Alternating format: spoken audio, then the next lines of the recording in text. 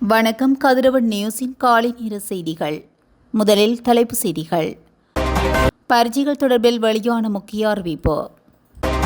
16 வயதுக்குட்பட்ட சிறுவர்களுக்கு சமூக ஊடக கட்டுப்பாடு.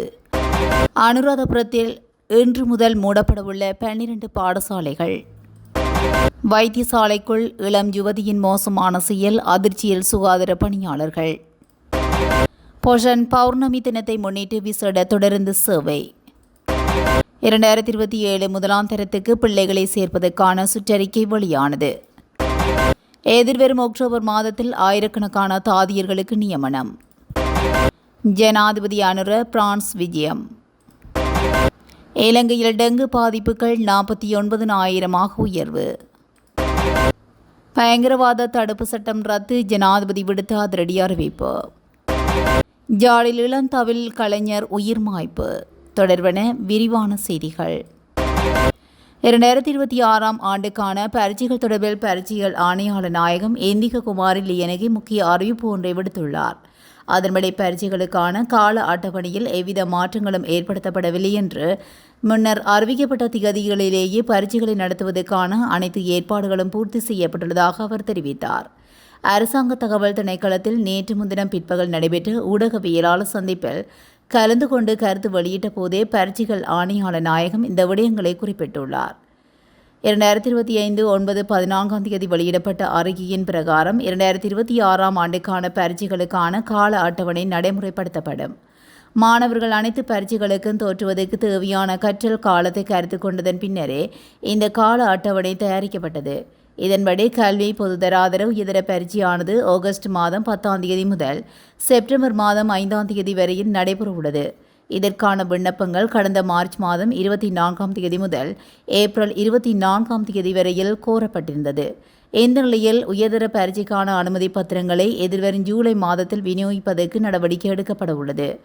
5ஆம் தர புலமை பரிசில் பரீட்சையினை எதிர்வரும் ஆகஸ்ட் மாதம் 9 நடத்துவதற்கு திட்டமிடப்பட்டுள்ளது. 12ஆம் தரத்துக்காக நடைபெறும் பொது தகவல் தொழில்நுட்ப பாடத்துக்கான பரீட்சையானது அக்டோபர் 24 நடத்துவதற்கு தீர்மானிக்கப்பட்டுள்ள நிலையில் இதற்கான விண்ணப்பங்கள் கடந்த 22 முதல் எதிர்வரும் ஜூலை மாதம் 16 வரையில் கோரப்பட்டுள்ளன. இதேவேளை கல்வி பொதுதராதர சாதாரண தர பரீட்சை டிசம்பர் 8 முதல் டிசம்பர் 17 வரையில் நடைபெறவுள்ள நிலையில் எதிர்வரும் ஜூலை மாதத்தின் ஆரம்பத்தில் இதற்கான விண்ணப்பங்களை கோருவதற்கு நடவடிக்கை எடுக்க உள்ளோம் என்று அவர் மேலும் தெரிவித்துள்ளார். 16 வயதுக்குட்பட்ட சிறுவர்கள் சமூக ஊடகங்களை பயன்படுத்துவதை கட்டுப்படுத்தும் மசோதாவை ஜனாதிபதி சட்டத்தரணியும் நாடாளுமன்ற உறுப்பினருமான ஃபைசர் முஸ்தபா நேற்று முன்தினம் நாடாளுமன்ற செயலாளர் நாயகத்திடம் ஒப்படைத்துள்ளார். இந்த மசோதாவின் முதன்மை நோக்கம் குழந்தைகள் சமூக ஊடக தளங்களை அணுகுவதை கட்டுப்படுத்துவதும் தீங்கு விளைவிக்கும் இணைய உள்ளடக்கங்களிலிருந்து அவர்களை பாதுகாப்பதுமாகும். குறித்த மசோதா இந்த துறைக்கு பொறுப்பான அமைச்சரான மகளிர் மற்றும் சிறுவர்கள் விவகார அமைச்சருக்கு 16 வயதுக்கு உட்பட்ட சிறுவர்கள் சமூக ஊடக தளங்களை அணுகுவதை தடுக்கும் உத்தரவுகளை பிறப்பிக்க அதிகாரம் அளிக்கிறது. மேலும் சிறுவர்கள் நாளொன்றுக்கு சமூக ஊடகங்களை பயன்படுத்தக்கூடிய நேரத்தை கட்டுப்படுத்த அல்லது அவர்கள் பயன்படுத்தக்கூடிய குறிப்பிட்ட நேரங்களை குறிப்பிடவும் இது வழிவகை செய்கிறது.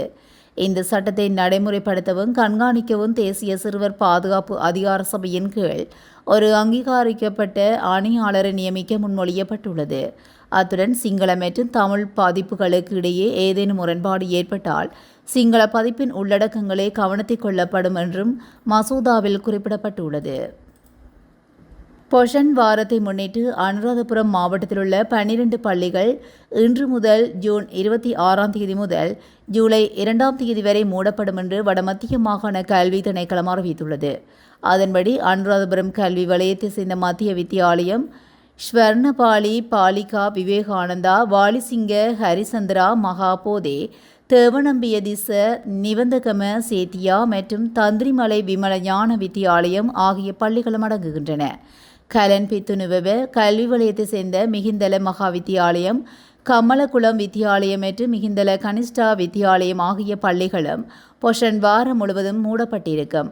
பொதுமக்களை சந்திக்கும் காவல்துறை அதிகாரிகளுக்கும் முக்கிய பிரமுகர்களின் பாதுகாப்புக்கும் தற்காலிக தங்குமிடங்களாக பயன்படுத்தப்பட உள்ளதனால் இந்த பள்ளிகள் மூடப்படும் என மாகாண கல்வி திணைக்களம் மேலும் தெரிவித்துள்ளது. மதவாச்சி வைத்தியசாலையில் உள்ள கழிவறையில் இருந்து பிறந்த ஆண் சிசுவின் சடலம் கண்டெடுக்கப்பட்டுள்ளதாக போலீசார் தெரிவித்துள்ளனர். மதவாச்சி கலேகம பகுதியை சேர்ந்த 23 வயதுடைய பெண்ணொருவர் கடந்த 23ஆம் தேதி இரவு மதவாச்சி வைத்தியசாலையில் அனுமதிக்கப்பட்டுள்ளார். பின்னர் தனக்கு வயிற்று வலி இருப்பதாக வைத்தியசாலை ஊழியர்களிடம் கூறிவிட்டு வெளியே நோயாளர் பிரிவின் கழிவறைக்கு சென்றுள்ளார். சுமார் 1 மணி நேரமாகியும் அவர் வெளியில் வராதனால் வைத்தியசாலை ஊழியர்கள் கழிவறை கதவை தட்டியுள்ளனர். எனினும் அவர் கதவை திறக்கவில்லை. இதனையடுத்து மருத்துவமனை ஊழியர்கள் பெரும் சிரமத்துக்கு மத்தியில் கதவை உடைத்து நுழைந்தபோது சிசுவை கழிவறை குழிக்குள் போட்டுள்ளமை அவதானிக்கப்பட்டுள்ளது. உடனடியாக சிசுவும் அந்த பெண்ணும் வைத்திய சிகிச்சைக்காக அனுமதிக்கப்பட்டனர். எனினும் சிசு ஏற்கனவே உயிரிழந்து விட்டதாக மருத்துவர்கள் உறுதிப்படுத்தியுள்ளனர். அதன் பின்னர் மேலதிக சிகிச்சைக்காக அந்த பெண் அனுராதபுரம் போதனா மருத்துவமனைக்கு மாற்றப்பட்டுள்ளார். குழந்தையின் சடலம் மதவாச்சி வைத்தியசாலையில் வைக்கப்பட்டுள்ளது. இந்த பெண் திருமணமாகாதவர் என்பது ஆரம்பகட்ட போலீஸ் விசாரணைகளிலிருந்து தெரியவந்துள்ளது. மதவாச்சி போலீசார் மேலதிக விசாரணைகளை மேற்கொண்டு வருகின்றனர். அனுராதபுரம் மற்றும் மிகிந்தலை நோக்கி பயணிக்கும் பக்தர்களுக்காக விசேட தொடருந்து சேவைகளை முன்னெடுக்க இலங்கை தொடருந்து திணைக்களம் தீர்மானித்துள்ளது. இந்த மாதம் 29ஆம் தேதி இடம்பெறும் பொசன் பௌர்ணமி தினத்தை முன்னிட்டு இந்த விசேட தொடருந்துகள் சேவையில் ஈடுபடுத்தப்பட உள்ளன. அனுராதபுரம் மற்றும் மிகிந்தலை நோக்கி பயணிக்கும் பக்தர்களின் போக்குவரத்து வசதிக்காக தற்போது இயக்கப்படும் தொடருந்துகளுக்கு மேலதிகமாக பின்வரும் விசேட தொடருந்து சேவைகளை முன்னெடுக்க திட்டமிடப்பட்டுள்ளது. இதற்கு அமைய 27ஆம் தேதி முதல் 30ஆம் தேதி வரை இந்த தொடருந்து சேவைகள் திட்டமிடப்பட்டுள்ளன.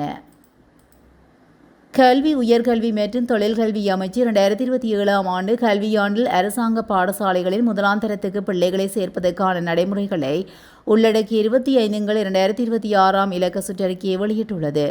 அமைச்சின் அறிவிப்பின்படி முதலாம் தர சேர்க்கை தொடர்பான பத்திரிகை அறிவித்தல் 2026 ஜூன் 29ஆம் தேதியன்று அரசாங்க நாளிதழ்களில் பிரசுரிக்கப்பட்டுள்ளது. பெற்றோர்கள் மற்றும் பாதுகாவலர்கள் இந்த சுற்றறிக்கை மற்றும் அது தொடர்பான தகவல்களை அமைச்சின் அதிகாரப்பூர்வ இணையதளமான moe.government.lkக்கு சென்று பெற்றுக்கொள்ள முடியும். இந்த சுற்றறிக்கையானது 2027ஆம் கல்வியாண்டுக்காக நாடு முழுவதிலும் உள்ள பாடசாலைகளில் முதலாம் தரத்துக்கு பிள்ளைகளை சேர்ப்பதற்கான வழிகாட்டல்களையும் விண்ணப்ப நடைமுறைகளையும் வழங்குகின்றது. எதிர்வரும் அக்டோபர் மாதம் 2847 தாதியர்களுக்கு நியமனங்களை வழங்க திட்டமிடப்பட்டுள்ளதாக சுகாதார மற்றும் வெகுசன ஊடகத்துறை அமைச்சர் வைத்தியர் நலிந்த ஜெயதிச தெரிவித்துள்ளார். மேலும் நேற்றைய தினம் முற்பகல் அலரி மாளிகை வளாகத்தில் நடைபெற்ற கொழும்பு தாதியர் பயிற்சி பாடசாலையின் 2021ஆம் ஆண்டு அணியை சேர்ந்த மாணவ தாதியர்களுக்கு தொப்பி அணிவித்தல் மற்றும் சேவைக்கான அர்ப்பணிப்பை அடையாளப்படுத்தும் நிகழ்வில் கலந்து கொண்ட போதே அவர் இவ்வாறு குறிப்பிட்டுள்ளார். 2028ஆம் ஆண்டு மார்ச் மாதம் 1949 பேருக்கு, ஆகஸ்ட் மாதம் 2920 பேருக்கும் தாதியர் நியமனங்களை வழங்க திட்டமிடப்பட்டுள்ளதாகவும் அமைச்சர் குறிப்பிட்டார். 2030ஆம் ஆண்டளவில் தாதியர் சேவைக்காக 13,600 பேரை ஆட்சேர்ப்பு செய்ய திட்டமிடப்பட்டுள்ளதோடு அந்த இலக்கில் 50% இந்த ஆண்டு முடிவடைவதற்கு முன்னர் பூர்த்தி செய்ய எதிர்பார்ப்பதாக அவர் மேலும் தெரிவித்தார். தாதியர் சேவையில் இணையும் அனைவரது சம்பளத்தையும் அதிகரிக்க அரசாங்க நடவடிக்கை எடுத்துள்ளதாகவும் அமைச்சர் குறிப்பிட்டார். மேலும் குறைந்தபட்ச வசதிகளுடன் இயங்கி வரும் தாதியர் பயிற்சி பாடசாலைகளை அபிவிருத்தி செய்ய நடவடிக்கை எடுக்கப்படும் எனவும் அவர் கூறினார். தாதியர் பல்கலைக்கழகம் ஒன்றை நிறுவுவதற்காக உயர்கல்வி அமைச்சுடன் இணைந்து தற்பொழுது திட்டமிட்டு வருவதாக அமைச்சர் தெரிவித்தார். ஜனாதிபதி அனுரகுமார் திசாநாயக்க வரும் ஜூலை 16ஆம் தேதி பிரான்சுக்கு உத்தியோகபூர்வ விஜயம் ஒன்றை மேற்கொள்ளவுள்ளார். இந்த விஜயத்தின் போது இருதரப்பு உறவுகளை வலுப்படுத்துவது மற்றும் இலங்கைக்கு பிரெஞ்சு முதலீடுகளை ஈர்ப்பது ஆகிய விடயங்களை குறித்து முக்கியமாக கலந்துரையாடப்படும் என எதிர்பார்க்கப்படுகிறது. குறித்த விஜயத்தின் போது முக்கிய அம்சமாக உலகின் மிகப்பெரிய கடல்வழி போக்குவரத்து மற்றும் தளவாட நிறுவனங்களில் ஒன்றான சிஜிஎம் இன் தலைவரும் தலைமை நிர்வாக அதிகாரியுமான ரொடால்ப் சாடேவுக்கும் ஜனாதிபதி அனுரவுக்கும் இடையிலான சந்திப்பு அமைய உள்ளதாகவும் தெரிவிக்கப்பட்டுள்ளது. இலங்கை முழுவதும் பதிவான டெங்கு நோயாளிகளின் எண்ணிக்கை 49,000 உயர்ந்துள்ளது. பொதுமக்கள் இந்த அச்சுறுத்தலின் தீவிரத்தை இன்னும் முழுமையாக உணரவில்லை என சுகாதார அதிகாரிகள் எச்சரித்துள்ளனர். ஊடகங்களிடம் பேசிய தேசிய டெங்கு கட்டுப்பாட்டு பிரிவின் பதில் இயக்குநர் வைத்தியர் கபில கண்ணங்கரா நிலைமை தொடர்ந்தும் கவலைக்கிடமாக இருப்பதாகவும் நோய் பரவலை கட்டுப்படுத்த சமூக விழிப்புணர்வும் தீவிர பங்கேற்பும் அவசியம் என்று வலியுறுத்தியுள்ளார். பொதுமக்களின் கவலையின் அளவை அடிக்கோடிட்டு காட்டும் வகையில் டெங்கு செயல்பாட்டு அறை மூலம் 47 முறைப்பாட்டுகள் மட்டுமே பெறப்பட்டுள்ளதாக அவர் மேலும் கூறியுள்ளார். 01179663666 என்ற தொலைபேசி எண்ணுக்கு தொடர்பு கொண்டு டெங்கு பாதிப்புகளை தெரியப்படுத்தலாம் என்றும் அவர் கூறியுள்ளார். இந்த தொலைபேசி எண் வார நாட்களில் காலை 8 மணி முதல் இரவு 8 மணி வரையிலும், சனிக்கிழமைகளில் காலை 8 மணி முதல் மதியம் 12 மணி வரையிலும் செயல்படும் எனவும் தெரிவிக்கப்பட்டுள்ளது. ஜனநாயக சுதந்திரங்களை வலுப்படுத்தும் நோக்கில் நீண்டகாலமாக இழந்து வரும் பயங்கரவாத தடுப்பு சட்டத்தை இலங்கை விரைவில் ரத்து செய்யும் என ஜனாதிபதி அனுரகுமார திசாநாயக்க அறிவித்துள்ளார். நேற்றைய நாடாளுமன்ற அமர்வில் கலந்து கொண்டு விசேட உரையொன்றை ஆற்றும் போதே ஜனாதிபதி இந்த அறிவிப்பை விடுத்துள்ளார்.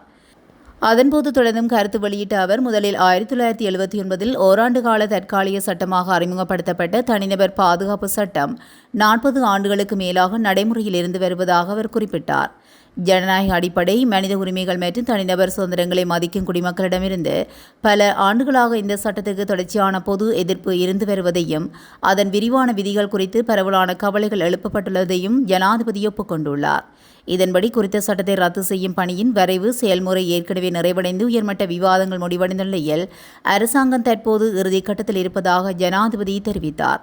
இந்த நிலையில் அடுத்த சில மாதங்களுக்குள் அந்த சட்டம் ரத்து செய்யப்படும் என்று தான் எதிர்பார்ப்பதாக அவர் குறிப்பிட்டார். ஜாலில் இளம் தமிழ் கலைஞர் ஒருவர் நேற்று முன்தினம் இரவு தவறாக முடிவெடுத்து உயிர் மாய்த்துள்ளார். ராசபாதை வீதி கோப்பாய் வடக்கை சேர்ந்த பிரசாந்த் சஜ்ஜின் வயது 17 என்பவர் இவ்வாறு உயிர் மாய்த்துள்ளார். இதுகுறித்து மேலும் தெரிய வருகையில், குறித்த கலைஞர் நேற்று முன்தினம் புங்குடுதீவு பகுதியில் உள்ள ஆலயம் ஒன்றுக்கு தவில் கச்சேரிக்கு சென்று வந்துள்ளார். அதன் பின்னர் அச்சுவேலி பகுதியில் உள்ள ஆலயம் ஒன்றில் தவில் கச்சேரி இருந்த நிலையில் அங்கு செல்லவில்லை. அதன் பின்னர் நேற்று முன்தினம் இரவு தவறாக முடிவெடுத்து உயிர் மாய்த்துள்ளார். அவரது சடலம் மீதான மரண விசாரணைகளை திடீர் மரண விசாரணை அதிகாரி நமசிவாயம் பிரேம்குமார் மேற்கொண்டார். குறித்த கலைஞர் தனது 8 வயதில் தவில் வாசிக்க ஆரம்பித்த நிலையில் தற்போது 17 வயது ஆகின்ற நிலையில் தனது கலை திறமையால் பலரது நெஞ்சங்களிலும் இடம் பிடித்துள்ளமை குறிப்பிடத்தக்கது. இத்துடன் கதிரவன் நியூஸின் காலை நேர செய்திகள் நிறைவடைகின்றன. தொடர்ந்தும் செய்திகளோடு இணைந்திருக்க கதிரவன் நியூஸுடன் இணைந்திருங்கள். நன்றி, வணக்கம்.